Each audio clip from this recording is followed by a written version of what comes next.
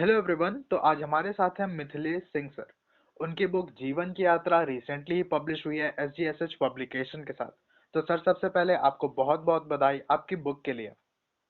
जी बहुत बहुत धन्यवाद। और आपके पब्लिकेशन SGSS को भी बहुत बहुत धन्यवाद, जिन्होंने हमारे इस जो सोच विचार है उनको एक पुस्तक के माध्यम से प्रकाशित कराया और पाठकों तक पहुंचाया। जी सर। तो सर, आपको कैसा लग रहा है आपकी बुक पब्लिश होकर मार्केट में आ चुकी है? देखिए सर, वैसे तो मैं पब्लिकेशन से बहुत पहले से जुड़ा हूँ और कई पुस्तकों में सह लेखक के रूप में कार्य भी कर चुका हूँ, लेकिन जो अपने आप जो विचार आप जो डालते हैं, जो आप सोचते हैं, उसको आप एक बुक के रूप में जब पाठकों तक पहुंचाते हैं तो उसकी खुशी जो होती है वो एक अलग ही होती है। जी और हमने जो पाठक जो पढ़ करके जो यदि अगर उससे अगर उनको यदि अगर खुशी प्राप्त होती है ना, तो वो खुशी हमारे लिए बहुत कुछ है। हमको लगता है कि नहीं, हम लोगों ने के लिए कुछ काम किया, कम से कम हम लोगों को हंसा पाए या लोगों के अंदर तक पहुंच पाए, या कुछ अच्छी अच्छी बातें हैं जो उनको बता पाए। तो ये एक अलग सा अनुभव है कि अपने खुद का बुक जब छपता है तो एक अलग ही आपको आनंद मिलता है, और मैं बता नहीं सकता कि मैं बहुत ज्यादा खुश हूँ इस समय। जी बिल्कुल सर। तो सर, आपके फैमिली मेंबर्स और आपके फ्रेंड्स का फर्स्ट रिएक्शन क्या था जब उन्हें पता चला कि आपकी सेल्फ बुक पब्लिश होने वाली है? वो लोग बिल्कुल मतलब यकीन ही नहीं कर रहे थे। उन लोगों को यकीन नहीं हो रहा था कि मतलब इतना कुछ कर दिया, और ज्यादा एज भी नहीं है। और एक अलग ही उन लोगों को भी एक अलग सब खुशी महसूस हो रहा था कि जब मैं दोस्तों को बताया कि नहीं देखो कि मेरा बुक आ चुका है। और फैमिली वालों ने भी बहुत ज्यादा सपोर्ट किया इस बारे में। और कई लोगों का होता है कि अब क्या करोगे, ऐसा करके आपको कुछ बेनिफिट नहीं है, ऐसा वैसा, लेकिन हमारे फैमिली मेंबर्स में ऐसा नहीं है। इसमें मैं अपने आप को सौभाग्यशाली समझूंगा, जी क्योंकि उन लोगों की तरफ से बहुत ज्यादा सपोर्ट मिला कि नहीं, आप यदि अगर आपके पास कुछ है तो आप करिए, आप आगे बढ़िए। और फिर उन लोगों का जब साथ मिलता है तो एक आपको जो डर लगा रहता है कि कुछ नहीं होगा करके, उससे आपको छुटकारा मिल जाता है और आप बिल्कुल फ्रीडम हो करके अपना काम करते हो। तो वो लोग भी बहुत ज्यादा खुश हैं, बहुत ज्यादा, मतलब मैं तो कह नहीं सकता उन लोगों के बारे में। जी और जी। उन लोगों का राय और जब पूछा हूँ तो वो लोग, पापा भी बोल रहे थे कि नहीं बहुत अच्छा है। और मम्मा का भी रिएक्शन अच्छा था, दोस्त लोगों का अच्छा था। और उसमें जो हमारी किताब है उसमें मैंने अपने जो फ्रेंड्स के शायरी के रूप में जो डोनेट किया, उनमें 55 लोगों का नाम है सर। बहुत और बात है सर। वो लोग देख करके भी ना, वो अपने नाम को देख करके भी बहुत ज्यादा खुशी महसूस कर रहे हैं कि नहीं चलो, कम से कम हमारा भी कुछ हो गया करके। जी जी जी। तो सर, आपने सबसे पहली बार कब लिखा था और वो किस बारे में था? मैं सर आपको बताऊं कि वैसे तो जो लोग पाठक हैं जो बुक का अध्ययन कर लेंगे उन लोगों को पता ही चल जाएगा, क्योंकि मैंने अपने परिजन में वो डाला था। जी तो सर सबसे पहले जब शुरुआत हुआ था मेरा, जब फोर्थ क्लास में था तब। जी सर। तो मैं एक एक्चुअल में कहानी से प्रभावित हुआ था। आपको 2 मिनट का मैं आपको बताना चाहूंगा जी बिल्कुल। कि एक कहानी आता है। जब हम छोटे छोटे बच्चे होते हैं तो वो अपन जो पहाड़ा वगैरह नहीं रहते हैं, जी जी। उसमें एक छोटा छोटा सा स्टोरी आता है। उसमें मैं एक बार देख रहा था कि उसमें लिखा था टोपी वाला करके। हम्म। तो टोपी वाला कहानी जिसमें बंदर जो है वो आदमी के समान वैसे ही रिएक्ट करता है, जैसा वो पेड़ पर चढ़ा रहता है और रिएक्ट करता है, जैसा उसका टोपी वो लेकर के चला जाता है जादूगर का। हम्म। तो उसको बहाने से ना वो ऐसा फेंकता है किसी चीज को ना, तो वो टोपी को वापस करता है। नहीं, बंदर जो है वो नकलची रहते हैं, बिल्कुल नकल करते हैं, आप जैसा आप करोगे वैसा। जी जी तो ये कहानी का पाठन करने का जो बाल सब होता था ना, उसमें सबसे पहले मुझे मौका दिया गया कि आप जाइए और बताइए कहानी को करके। जी। तो इसी से मुझे स्टोरीज को हम पढ़ सकते हैं, हम लिख भी सकते हैं। तो मैंने अपनी पहली एक कहानी लिखी थी, अनोखी कहानी करके। जी तो उस कहानी को मैं अपने दोस्तों को सुनाता था, कहता था कि नहीं आप लिख सकते हो। अब उस समय हम लोग बहुत छोटे थे, उतना तो ज्ञान था नहीं हम लोगों को। जी जी।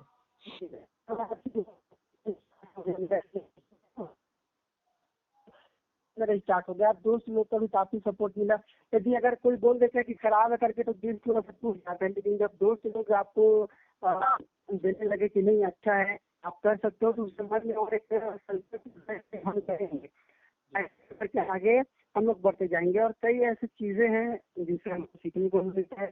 उसी समय की बात है कि मैं वो कहानी सुना रहा था और बहुत सारे बच्चे थे और हंसने लगे कई लोग। तो मुझे लगा कि मेरी कहानी सुनकर ही लोग पता चला आज को जी जी दोपहर को सर जी। छत्तीसगढ़ी भाषा में उसको बोलते हैं मझिया करके। अच्छा सर। है, छत्तीसगढ़ी भाषा में झिंगा बोलते हैं दोपहर के समय को। हम्म। तो उस समय अब क्या हिंदी तो नहीं किसी भी चीज को, जी जी तो हिंदी में पकड़ था, समझ ज्यादा नहीं था कि हम ऐसे बिना देख करके आप उसको बोलो। लेकिन फिर मुझसे मुझसे पहले उसको दोपहर मुझे नहीं ऐसे करके तो समझ नहीं आया कि मैंने कुछ गलती करा है, लेकिन सामने वाले समझ गए थे, वो लोग हंस रहे थे। फिर मैंने एक दोस्त से पूछा, अरे भाई ऐसा क्या हो गया भाई, इतना आप लोग हंस रहे थे करके, बताया कि नहीं आपने एक वर्ड जो है वो गलत बोल दिया था करके। तो फिर मुझे लगा कि नहीं, आप चाहे कितना भी आप गलती कर सकते हो, बाकी वाले का रिएक्शन रहेगा, लेकिन हम अपनी गलतियों से सीख कर ही हम आगे। जी बिल्कुल सर। है नहीं सर? जी जी। जी। तो सर आप ये बुक और किन किन लोगों को डेडिकेट करना चाहेंगे? मैं ये बुक डेडिकेट करना चाहूँगा सबसे पहले तो अपनी माता जी को, जी और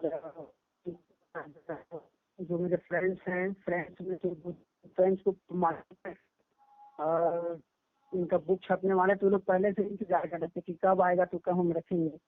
जी जी हाँ, तो उन लोगों का है। और सामने में जो अपने यहाँ के विधायक महोदय हैं, उन लोगों के पास भी जो है बात हुआ है। अब जाएंगे आगे, देखेंगे, उनको वो प्रचार भी तो करना पड़ेगा। जी सर। जी। तो सर और जो लोग आपका ये इंटरव्यू देखेंगे सुनेंगे तो आप उनको क्या मैसेज देना चाहेंगे? मैं खास करके जो यंगस्टर्स हैं, जो हैं या राइटर्स हैं, वो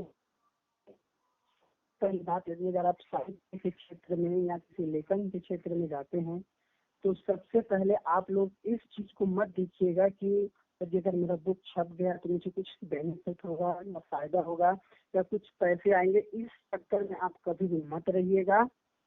आपको जो करना है करिए। सर देखिए, सबसे पहले तो मुसीबत मुझे भी आया था, क्योंकि आप से ज्यादा से आप तो कुछ जवाबदारी जी जी मेहनत से करिए। तो वो लोग कुछ आपसे पूछेंगे भी ये बात कि आप क्या करोगे इनका, है नहीं? तो मैं उनको ये बताया था कि मैंने भी उसमें भी मैंने वर्णन किया कि मैंने कुछ पैसे बचाए थे अपने हिसाब से, जो आपको खर्च करने के लिए मिल रहा है या आप जो कमा रहे हो उसका आप कुछ हिस्सा इन चीजों में लगाइए जो आपको, जो आपका टैलेंट है। वो किसी भी चीज में हो सकता है, चाहे आपका लिखने हो, पेंटिंग हो, डांसिंग हो, किसी भी चीज में हो, आपका कला है, आप उसमें लगाइए। जी मेरे कहने का मतलब ये है कि आप पैसों को ज्यादा बर्बाद मत कीजिए, जितना बचता है आप अलग से बचाइए और अपने जो टैलेंट है उस पर लगाइए। आप बेनिफिट के पीछे मत भागिए, आप देखिए कि आप क्या कर रहे हो। अगर आपका काम बहुत अच्छा है तो बिल्कुल आगे आपको सफलता मिलेगा, निश्चित है। जी सर। तो सर आप जी खुद जी। को राइटिंग की फील्ड में कहाँ तक ले जाना चाहेंगे? ठीक है, आपको एक बार और रिपीट कीजिएगा सर, क्योंकि थोड़ा सा समझ नहीं आया क्वेश्चन मुझे। जी। तो सर आप खुद को राइटिंग की फील्ड में कहाँ तक ले जाना चाहते हैं?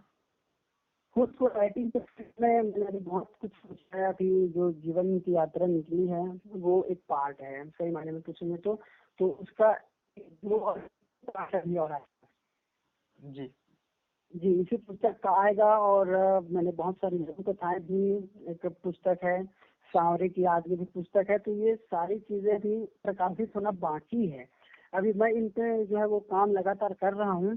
अब जैसे ही कंप्लीट हो जाएगा, तो विद्या मैम तो हमारे साथ जुड़ी हुई हैं, जैसे ही कंप्लीट हो जाएगा फिर हम इसको आगे आगे देखते जाएंगे। और आने वाले समय में मेरा बहुत ज्यादा जो है वो लगभग लगभग मैं कहूँगा तो 10-11 पुस्तकें अभी प्रकाशित होना बाकी है। अभी जो शुरुआत हुई है इसकी। जी जी हाँ, तो धीरे धीरे अब इसमें क्या होता है कि जैसे कि अपन राइटिंग करते हैं तो उसके लिए आपको समय तो निकालना पड़ेगा, साथ ही साथ आपको अध्ययन का कार्य करना है, आपको अपने घर चलाने का भी काम करना है।